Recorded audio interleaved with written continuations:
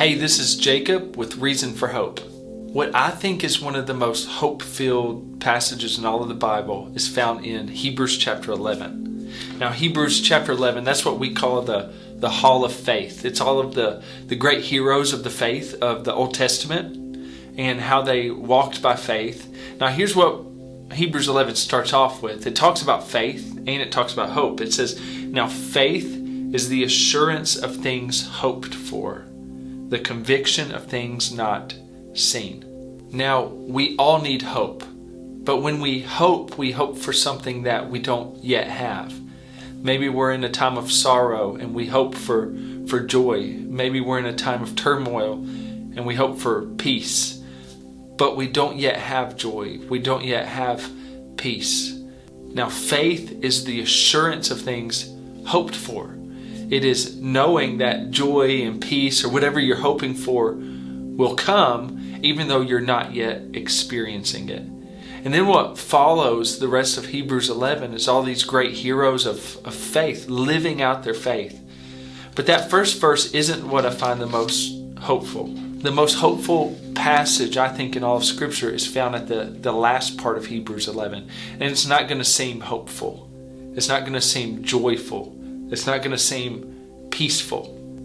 After summarizing some heroes of the faith they couldn't dig down deep into, it says people like this who live by faith, who through faith conquered kingdoms, enforced justice, obtained promises, stopped the mouths of lions, quenched the power of fire, escaped the edge of the sword, were made strong out of weakness, became mighty in war, put foreign armies to flight.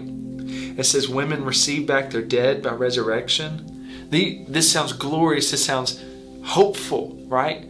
All of these things we wish would happen from our faith being lived out. But that's not what I find the most hopeful either.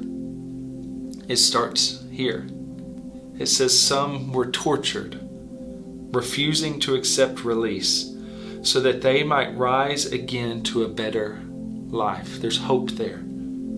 Others suffered mocking and flogging and even chains and imprisonment. They were stoned, they were sawn in two, they were killed with the sword, they went about in skins of sheep and goats, destitute, afflicted, mistreated, of whom the world was not worthy, wandering about in deserts and mountains, and in dens and caves of the earth.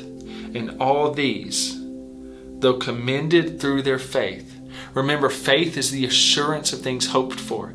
Every single one of these people lived by faith. Every single one of them suffered. They suffered hardship. They suffered trial. They suffered persecution. They suffered death. Every single one of them went through hardship.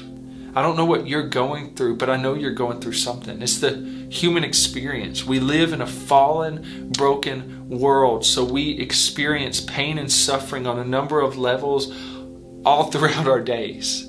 Maybe you're grieving the loss of a dear loved one. Maybe you're grieving the loss of a dream. Maybe your life hasn't turned out the way you expected it to. Maybe you have a wayward son or daughter. Maybe there's a chronic illness that keeps plaguing you over and over again. You can't get rid of the pain. You can't get rid of the sickness. Maybe you just had a horrible diagnosis and the future is uncertain or looks bleak. In and amidst your suffering is where hope thrives. And here's where I find the most hopeful passage in all of the Bible. After all of this intense suffering, here's what it says in Hebrews 11, verse 39.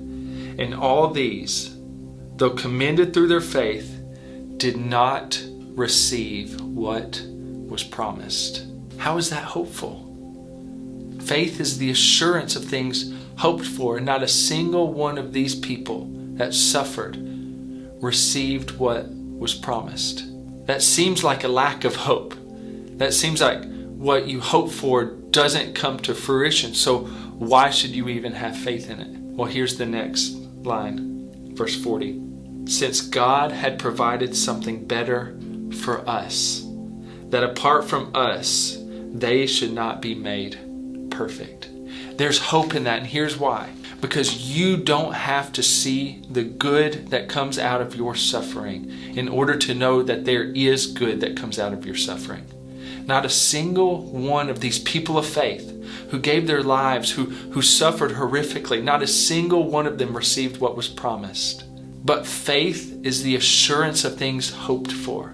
Though they didn't see it, they acted and lived in faith because they knew that God is faithful. And you know what? God is faithful. You and I are encouraged right now as we read this through their suffering. Their suffering was not in vain. Suffering is never for nothing. There is always hope amidst your hardship.